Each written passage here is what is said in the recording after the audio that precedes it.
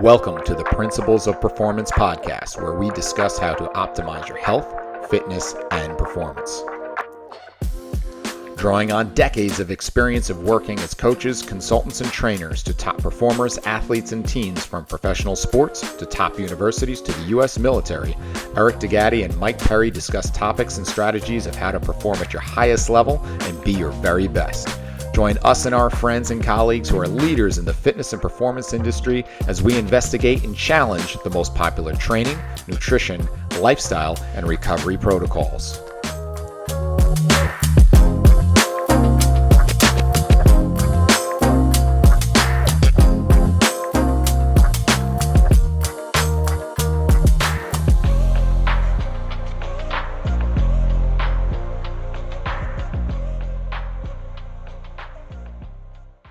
And away we go. Here we are. We are at episode number 16 of the Principles of Performance podcast. I am your host, Eric DeGatti, along with my partner in crime, Mike Perry. Mike, how are we doing today? Living the dream, buddy. It's a beautiful day out. The sun is shining. Can't complain. Absolutely. So, and we are also very lucky to continue our great streak of awesome guests. And today we have Rett Larson, and Rett's a strength and conditioning and sports performance coach.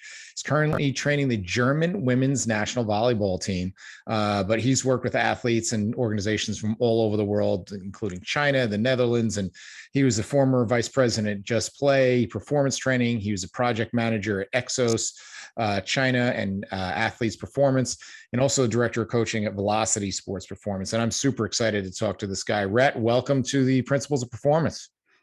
Thanks, Eric and Mike. I'm happy to be part of Lucky Number episode 16. Absolutely. So we got a lot of stuff to cover here. Tell us where in the world you actually are right now. I am currently in beautiful Southern California, where I'm going to spend a little bit of my winter. At this stage of my career, I kind of take the winters off. I work in the summer for the German national team, and then I just bask in the sunshine while I take on little tiny special projects that are kind of fun passion projects during the winter, and go visit friends and just kind of live that dream that Mike was talking about. Well, we're shoveling our cars out to get to work. He's really living the dream over there, Perry. I know. We're doing it all wrong in the Northeast. But so let's get this thing started. So if you look up Rett Larson online, you're going to find a lot of info about your unique approach to warm-ups in particular. So tell us about this approach and kind of how you came up with the system, Rett. Yeah, sure. I mean, not if you look at my OnlyFans page. That's totally different. But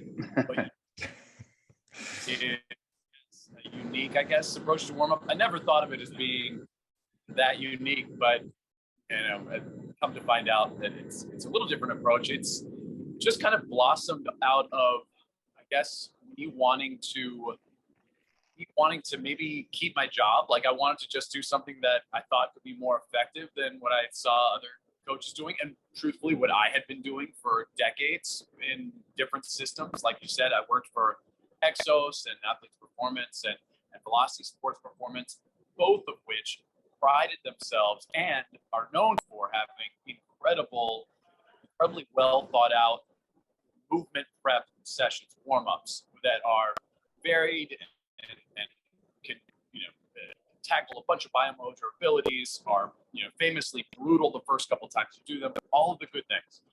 But to me, I still felt a little bit confined by this set library of kind of well-established thermogenic and mobility and activation exercises that I felt, like I said, I felt that I couldn't necessarily help my team as much as if I took the restrictor plates off and opened my mind to anything that I possibly wanted to do just to get their body temperatures to a level where nobody's going to get hurt. And once I kind of flipped that switch in my head, any kind of training became possible. So when my team was weak at the beginning of the season, my warm-ups started looking like mini strength sessions with just anything that I wanted them to get ready for in the weight room. If it was a complicated kind of lift, then we would do it in warm-ups a bunch of times with light weights. If it's just trying to get them stronger, then there was low level strength that I could be doing during warm up that would tick that box. If my team was slow, then my warm up started looking like mini speed sessions that we would be doing at EXOS. It would be a ton of, like, you'd be looking at a track practice of 100-meter runners. And if my team was beaten up, it might look like rehab or regen. If I'm working with Greg Day, who I know you had on your podcast, if Greg is my physio, which I was lucky enough that he was my physio for a while, if he came to me and said, Rett, this whole team could benefit from, a little bit more hamstring strength and some patellar tendonitis rehabs, then I peppered that in warm up over and over again until the problem went away. So, long story short, my warm up stopped being this kind of cookie cutter set of exercises that became the ever changing, malleable mix of whatever like my team needed at the time. I just use their athleticism and make them fail and have fun and try to make them get into some volleyball shapes while also pushing them to explore that messy outer edge.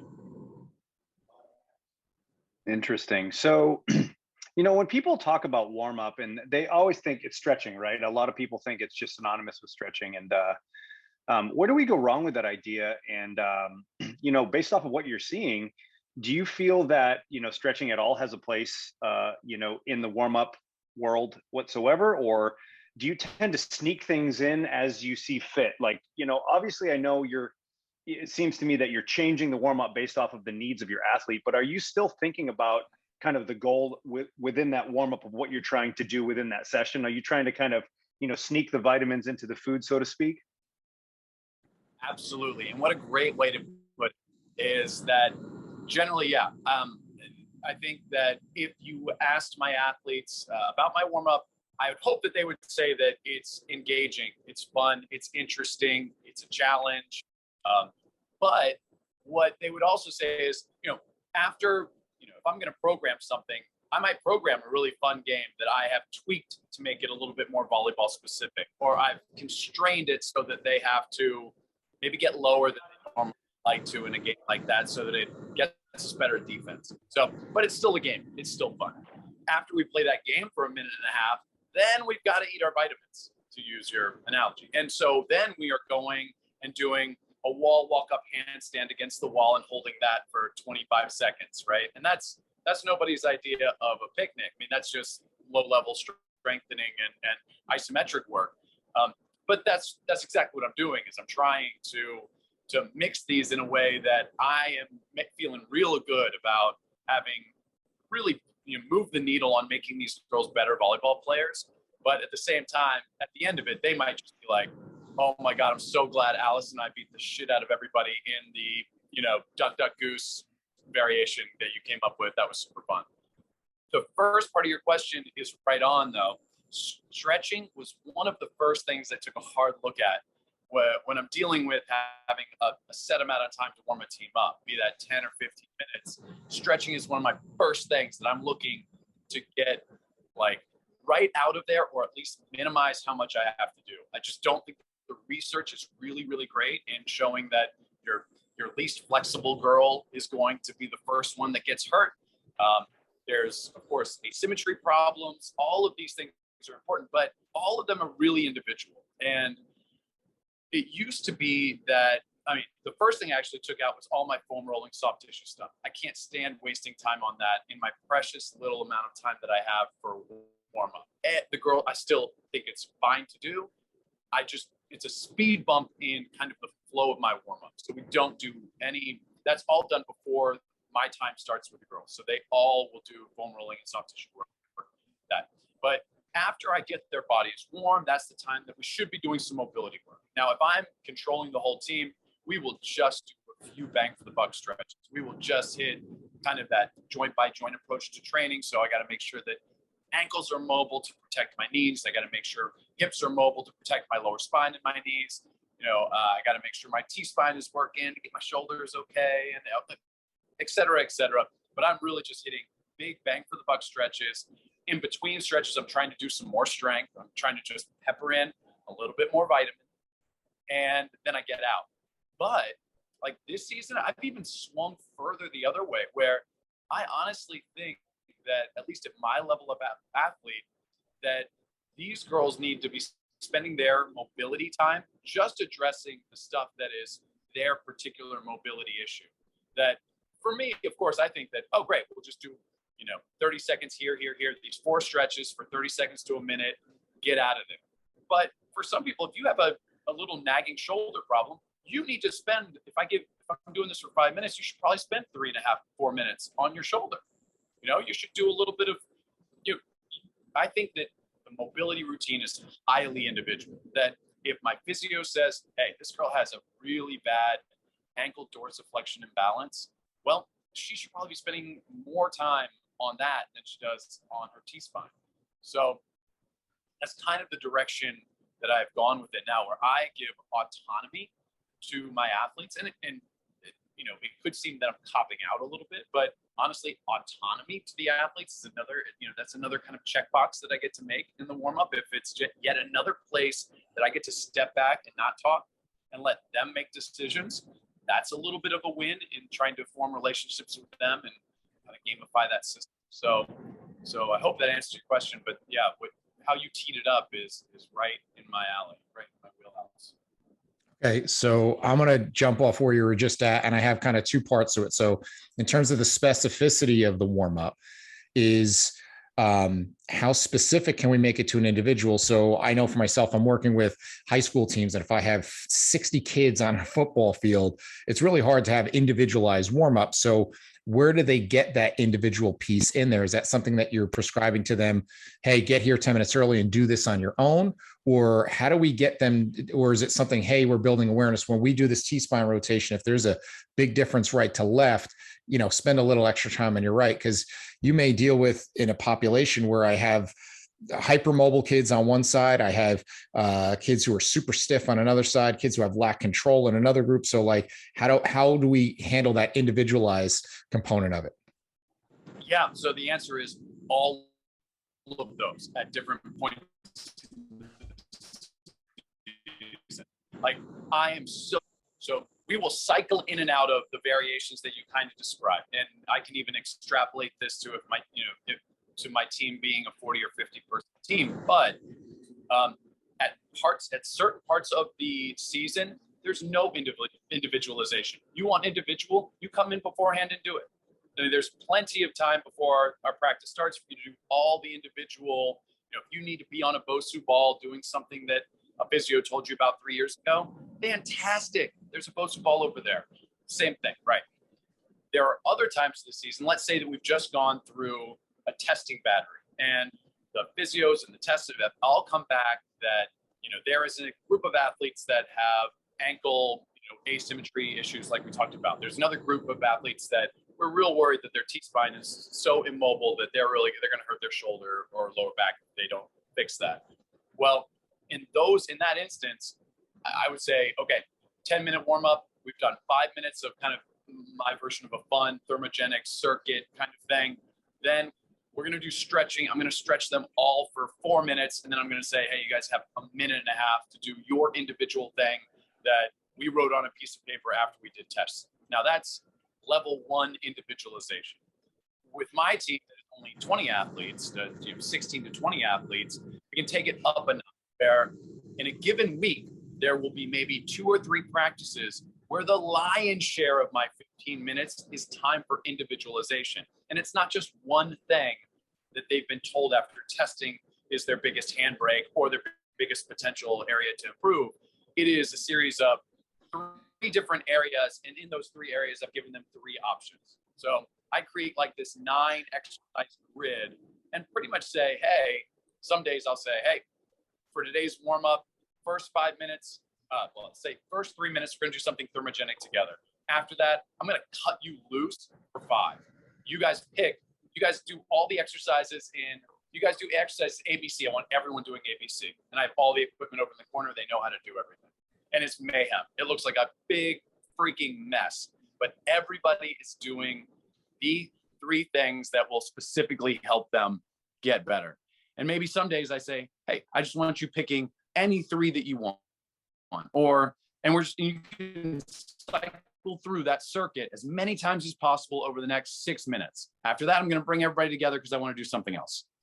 But that's kind of the next step of how I handle that. And then at the end of practice, when we're doing a cool down is just perfectly fertile ground to be doing all of those individual correctives. And that is also a time, because I think there's benefit to individuality, but I also think there's incredible benefit for doing things as a team. Okay, so part two then becomes, how specific is it to the activities that are lined up for that day? So if today is going to be a explosive day, we're doing Olympic lifts and so forth, does that have to get reflected in the warm-up versus today is a slow grind strength day versus today's a more control-based day? So how much does the warm-up mirror what's going to be happening in that workout? I mean, how much is general? Well, let me first off say that as of so far, I have been talking about the warm-ups that I do before volleyball practices, not like a pre-weight room warm-up necessarily, which would be a little bit different. It would be a lot different, honestly. If I am part of a system where let's say I am doing a warm-up for a sprint day, like in my program, at least once a week, our warm-up before volleyball practice is building up to a linear speed, timing gates, everyone racing each other to see how fast you can run 10, 15, up to 30 meters. And so that is a linear speed warm-up where almost everything we're doing is just like at a sprint practice. Tons of hamstring preparation stuff, a lot of ankle work, everything linear, almost no rotational, that's not true, but just very sprint specific rotational work, because the main thing I'm looking for is to make sure that they're optimized, but also not going to pull a hamstring, get hurt running sprints when they're volleyball players. So yeah, I believe in specificity there, but more often than not, I'm just preparing a little bit of everything. And if I don't hit a particular biomotor skill in a particular warm-up, who cares? And I don't think it's quite as important to be specific about every single movement that might happen in a volleyball game. Very good. So it seems to me, and correct me if I'm wrong, you are sort of starting off, with a few things, a few goals in mind, and then you give them kind of a little bit of a break to kind of do whatever they want, right? They have a little bit of ownership, a little bit of skin in the game, and then you bring them back. And it seems like you're sort of alternating between those two ideas between, all right, we're doing this as a group, we're rehearsed, this is something that we need to do, but here you go, you've got 5 minutes to go do these other things. As long as you get it done your way and you come back and you're feeling pretty good, I like how you give them a little bit of ownership, because I think it breaks up the monotony too of just, doing the same thing over and over again. But so we're going to switch gears a little bit, and let's talk about how you can use these scenarios and games to motivate athletes to work a little bit harder and train a little bit harder. Well, that's a good question. So I'm very interested in this whole topic of kind of the gamification of training, which, is a big fancy word for a lot of practices that good coaches use all the time without thinking about it. I know you guys as good coaches are, I'm sure you're very good at explaining to athletes why you're doing a certain exercise, right? Well, explaining why to athletes is what gamification experts would call giving them a quest narrative, right? Like when you start a game and you have to read all that bullshit at the beginning about, hey, we're going to go from here to here and you have to go through the fires of this and that. Well, unless I explain why, unless I give them the narrative that I could have a bunch of girls that don't give a crap about running 30 meters quickly and don't race their hearts out to do it well. And that's gamification of that exercise. The second that would be, of course, timing it, right? That's a tried and true gamification of training, is just timing things and making sure that the results of that are published, leaderboards, sure.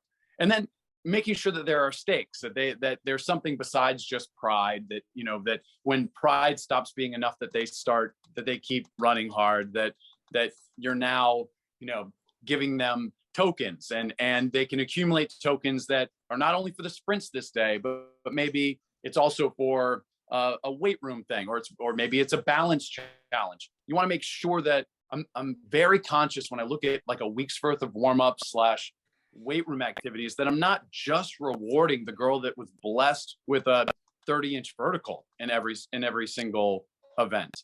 That there has to be a time when I'm rewarding a girl with great endurance, a girl that is short and fast, a girl that is that has different abilities. So there's just these many different kind of levels of this gamification. Like I will make the girls wager against themselves and have something on the line, like, hey, listen, you're standing across from somebody, we're going to be doing an activity, and as with the objective, my objective is just to control intensity of that activity. Well, we're going to do this, and the loser needs to bust the table, you know, of the girl at lunch today, get all of her food and put all of her food away, right? That's just the way it's going to be, right? And it doesn't have to be for money. We do stuff for money all the time, but yeah, it's just how over a season, the thing that I wish I could control, the things that I wish I had more control of are usually intensity, right? That to do our job well, they have to care about running as fast as possible, or for plyometrics to work, they got to be jumping as high as possible. Well, me just imploring them to please jump high and run fast wears out super quickly. And at that point, I am just racking my brain to find, you know, ways to trick them into doing it. Okay, so gamification is another thing that comes in really handy when it comes to an area like nutrition, something that is not my favorite thing to have to manage in a team. So instead of me, you know, there's a social pressure that isn't part of gamification. That's why, you know, any game you would play online would let you know what the high scores are from everybody else around the world. I mean, that's gaming in a nutshell. Well, I found when I was with the Chinese team that instead of just asking my girls saying, hey, listen, middle blockers, I have these 4 middle blockers on my team, all of which had body fat in the low 20s. Well, when I would compare them against themselves, and I'd say, okay, well, our best middle blocker is our lowest body fat, so that's great. But also, we all know that the best middle blocker on planet Earth is the USA middle blocker. Her body fat is 15%. Serbian middle blocker is second best in the world. She's at 17%. So me just publishing this data is not all I need to do, but is a big step forward in kind of gamifying the nutrition side of things. And so it is really me just trying to find all the tricks that steal all the tricks from the most popular video games in the world and seeing how I can possibly apply that to my team so that I have to spend less time nagging them to have better behaviors, and more of it is just intrinsic to them, that they are internally motivated to do this stuff. Now, the reason why I love this is because if you look at how it's been done right and how it's been done wrong in our industry, if we look at it like how it's been done wrong, the dogmatic thing that I've grown up in weight rooms is there's the record board of who's the top 5 bench pressers, top 5 deadlifters, top 5 squatters. But the problem is those aren't always our best 5. Almost rarely are they actually the best 5 players. And so like John Tureen, as an example, is a good friend of ours, is going to be on the show in a couple of weeks, talked about when he went to the Colts, he took all those record boards down, much to the dismay of a lot of the people who were on him. But because he said those guys aren't the ones who are making the most plays on the field. So that's where we've seen that it doesn't match what's actually happening on the field. But then I see where it's done right is like Peloton is just really good gamification of getting people to ride a bike, isn't it? Yeah. 100% right. And you can steal so much from like that Peloton model, that like the unpredictability that comes in, like that's part of my philosophy. Like the fact that my warm-ups are different every single time they come in, that variability. I mean, that's why you play video games, is that you don't know what's coming next. There's unexpected challenges. And to your point on leaderboards can work if you're making sure you're not rewarding the same stuff every time, and you're only rewarding the stuff that is a key performance indicator of something directly into volleyball. So I would never have a leaderboard for bench press or squat when that has not been shown to be my starting 6 or not my best benchers or my best squatters. So something like a vertical jump, maybe, right? I would leaderboard vertical jumping and speed and maybe reaction time kind of agility things that basically if I test it and our best athletes are also our starting athletes, the top of the leaderboard are our starters, then I say, oh, well, this seems like something that I should keep testing. Greg Rose said this exact same thing to me years ago in China when he came over, and we were lamenting that our Chinese women's table tennis team like averaged a 16 on the FMS. He was like, guess what? That means the 16 is the best possible score for a Chinese ping pong player. Like, throw out 21. That obviously you are too balanced to play ping pong well if you have a 21 on the FMS. So you need to train a bigger imbalance until you get to 16. And I was like, boom, right. Hey, everybody, a quick break in the action here. Hope you're enjoying the show and we appreciate you listening. We're working hard to bring you the highest quality content and best guests every single week. So if you could do us a big favor and go and like and subscribe to the show on whatever platform you get your podcasts on, it would be greatly appreciated. Be sure to listen at the end of the show also to find out where you can find out more information about our courses, as well as a special discount code for all our listeners. Thanks again, and let's get back to the show. Interesting. So, it's funny as you kind of, go through sort of your thought process on this. There's a few things that sort of had me thinking is one, you are by adding in sort of this idea of sort of, essentially they're gambling versus one another. They're gambling and they're betting on themselves. You're essentially, you're opening dialogue, right? You're creating a culture. You're having them compete, which is a huge part of effort in general. And they're getting to know one another, it seems like, in a way that they may not be able to do if everybody is in the scenario where they're just hammering things and they're not having fun. And I really like that approach because what it does is it does create that sort of that team atmosphere, right, where we can, not we, but where individuals can feel a little bit more comfortable with one another, right? And that will open up probably maybe some more side dialogue that will maybe further furtherly kind of bring that team chemistry a little bit closer because they feel a little bit more comfortable with one another. And then it seems that you're dialing all these things in a way that, it reminds me of something that I've heard Gray Cook say. I may skip steps, but I don't miss steps. And, you're definitely skipping some steps here, but you're not missing steps because at the end of the day, the outcome is what matters. Yeah. And Mike, before we jump off this subject, you just hit on something that, if you can imagine the gamification, we've been talking about strength and conditioning stuff right now, but we would take it so far as we would gamify the team bonding in such a way. Imagine at the beginning of the day where you're just throwing out like a trivia contest, hey, who here knows the two girls on this team that don't know how to swim? Yeah. Anybody know who the girl on the team is that has a dad who was in the space program? Like we would do that as a beginning of the season team building, and you won the same tokens you could win for winning the sprints on Wednesday. You would win the same tokens for knowing things about your teammates that you would otherwise. You could win tokens for coming in with the best sleep score from the night before. You'd win tokens for having taken a cold plunge the night before. So leaderboards can be great if you're able to move up the leaderboard just by being tough or being kind or being, someone that asks people questions. So you're right. I think traditional leaderboards can be real garbage if they're not, kind of pushing something forward that you need to have pushed forward, be it nutrition, be it recovery, be it team getting to know each other. The world opens up. You just need to gamify it. So before, Mike, you jump into your next question, there's actually something I'd love to get your thoughts on it, Rett, because it's something that I took the concept from one of the high schools I was working with, and now I've started to use it with a bunch of my teams, is especially with teams that have like football that have a pretty extended off-season involvement, where we would create what we call accountability teams.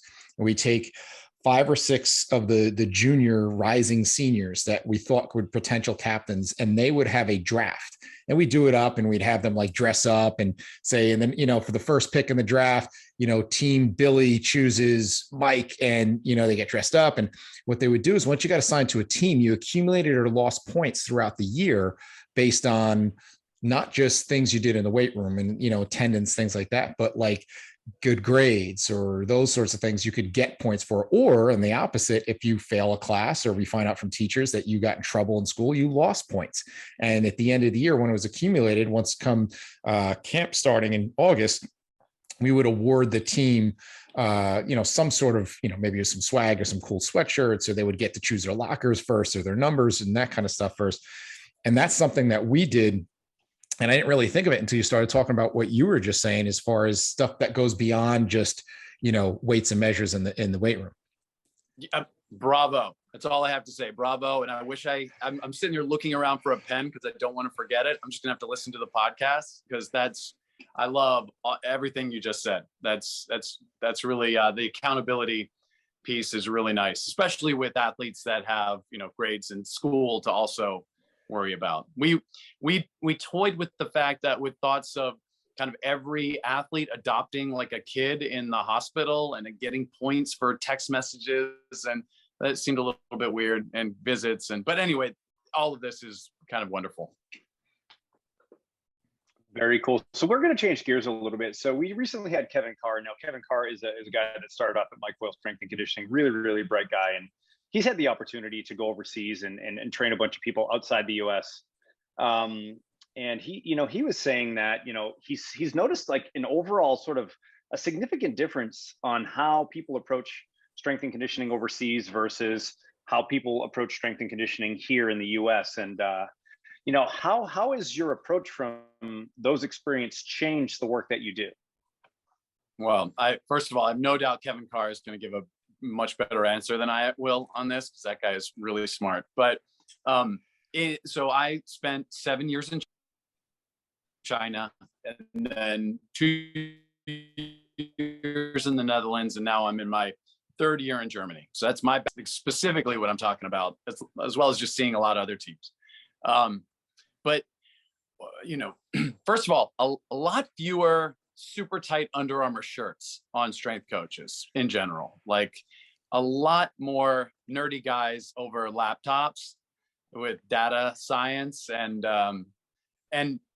but all this is to say that I think when you leave the US and you coach overseas, you'll see that there are a lot of different ways to skin a cat.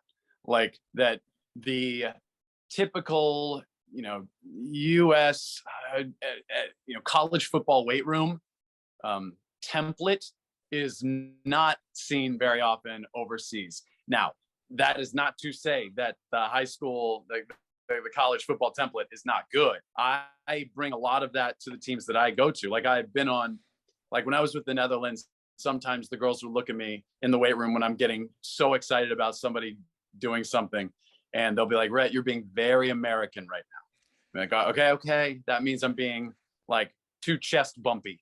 And so they would correct me sometimes that they don't need that. They don't need all that rah.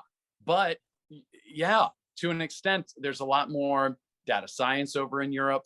There is, well, I think it's swinging that way here now. I think they've been on the forefront of it for a while. There's a little bit less of a kind of emphasis on just pure strength, that they're much more into kind of, oh gosh, for lack of a better word, but only the strength that is functional to their sport. So it's like when I first got over to China, EXOS had like a very strict like building blocks of strength and conditioning, one of which was hypertrophy. And almost every team I worked for would have fired me the day after anybody gained a pound. Like if the Chinese diving team gained a pound of muscle, oh my God, I'd be out of there. They don't care if it's muscle, fat, the brain tissue. It's just a pound, and that's not acceptable. So, hypertrophy models went out, I think there's just a little bit more emphasis on how much you can get out of the neural side of things. I mean, like I said, I was in the Netherlands for 2 years, and like seeing the disciples of Franz Bosch and some of these guys that are doing a lot with constraints-led approaches and differential learning and creating as much noise into a system, or I should say the right amount of noise into a system to perturb it without slowing it down. All of these things are really, really interesting and nothing that I'd seen in the US. And so I think it was nice and humble. I mean, it humbled me a bit. And it certainly opened my eyes that there are a lot of different ways to do things that can be just as effective as what we've been doing in the States, and what kind of unfortunately, the echo chamber of people in the US can kind of keep talking about. So you're saying way more sleeves outside the US? No sleeves. Tattoo parlors all over Europe go out of business all the time. You wouldn't believe it. Like, yeah. Funny. See, the mandatory shaved head, Mike, is only a US thing. That's what I've been trying to tell you. Hey, dude, this is more for speed development and aerodynamics. This is really about let's just purely be honest, for performance. It's a performance enhancer. It's about everyone says they look like Jason Statham. I'm just like, fine, that's fine if that's what you guys feel. I mean, Bravo. it is what it is, but as if I have a choice. Anywho, Eric, I think actually you got the yeah. So I'm fascinated with something that you happen to drop in our email exchange, that you have a new passion, pickleball. Now, I have some of my clients who are doing it, and I'll be honest, it seems like the game that old people play when they can't move anymore. But tell me different. Tell me how you got to pickleball, and prove me wrong here. No. Unfortunately, I can't prove you wrong on that, because that's one of the beauties of it, is that it is a game that old people can play and not kill themselves. I'm in the nascent stages here, but I'm telling you, there's a reason that it seems to be in the newspaper every 4 days, at least around here, that it's like sweeping the country. And the reason is that it's freaking fun, and the barrier to get good at it is very low. Like, you can start having fun playing it much more quickly than if you were playing tennis, or really almost any sport that is really frustrating when you first start playing. And part of what you're dissing about it is part of its beauty. It's a lifestyle. It's a lifetime sport, Eric. It's like, it's one of those beautiful sports that you can play when you're 80 years old, but is also crazy fun when you see these really athletic young guys doing it. I mean, there's a reason LeBron James is getting in on this thing. It's played at the highest level. It is some of the fastest reactions. It's the reaction time of ping pong that you need. It's kind of has that endurance, athleticism. It's really almost like badminton. You can hit the crap out of it, but because it's a wiffle ball, it slows down so quickly. So rallies can last forever, even if people are just crushing the net. But as I'm sure Greg Rose could attest, it is also just kind of fertile ground. How often do new sports hit the market, or at least the United States, that has this much of a groundswell of popularity? So it's kind of fun to have to learn it, to have to use my brain to figure out what stuff I can take from all my years training athletes, table tennis players in China, tennis players here in the United States, how, what parts apply and what parts don't. And hell, there's nothing wrong with also getting in on the ground floor of a sport that has a bunch of 40 to 60-year-old people that are playing it with maybe with resources to make me the pickleball czar of the United States. When I buy my Gulfstream with a big pickle on the side, we'll talk about this moment. Oh, all the best of luck with that. I guess for me, it's not that I'm knocking it. It's for someone that love, playing baseball. It's like when you have to get relegated to men's softball, and that's kind of where it falls on the continuum for me. And as somebody who just turned 50 this year, it's like, this is what I got lined up in my queue for myself. That is fair. That is completely fair. It is strategically, it's not just like a watered down version of a sport like baseball, the softball. It is tactically, and the rules are different enough that it is a step. It's a different step. I can't say step up from tennis, but yeah, I guess it's more the population that's there. When you show up to the game and 3/4 of the guys have knee sleeves and need a pinch runner, then I feel like, I hope I don't blend in with this group. But let's talk about, you got pickleball going, you got a bunch of stuff cooking, you got the volleyball team. What other projects we have on the docket in the next, months to a year for you, Rett? No, that's mainly it. I spend my winters just full on family guy. I have a 3-year-old daughter, so I spend a ton of time with her. When I'm not exploring this new sport of pickleball, I'm going to be with her and building out a bunch of new presentations for me to give, now that it seems like people are asking folks to give presentations again. So hopefully doing some workshops around the world over the next couple of months. But other than that, it's just recuperate for the season, for the next German volleyball season next year. Awesome. And we'll have some links to your social media and to your contact info in the notes. Mike, any final thoughts before we wrap up? No, this is, fantastic information. I'm scratching a bunch of notes over here to use some of the stuff with my athletes as well. So, thank you so much. And we really appreciate your time. And I look forward to digging into more of your work, because, this is really fascinating stuff. And I really think it's going to make a huge impact on, team sports in general. Well, and I appreciate that. I'll say really quickly, sometimes this is very abstract to just hear me talk.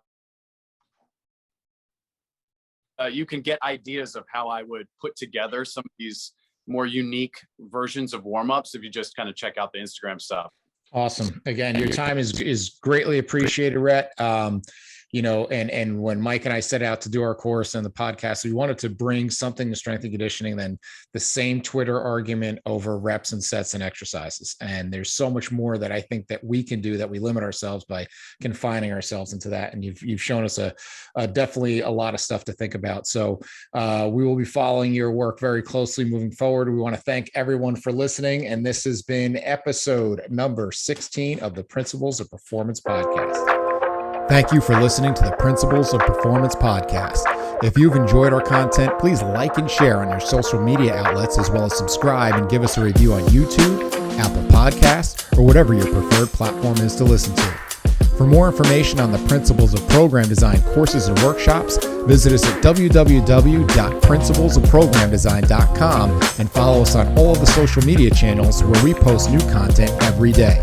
To save 10% on any PPD courses, enter the discount code PRINCIPLESPODCAST10 at checkout. If you have any questions we can answer or suggestions for the show, you can email us at info@principlesofprogramdesign.com or message us on social media. Thank you again for your support.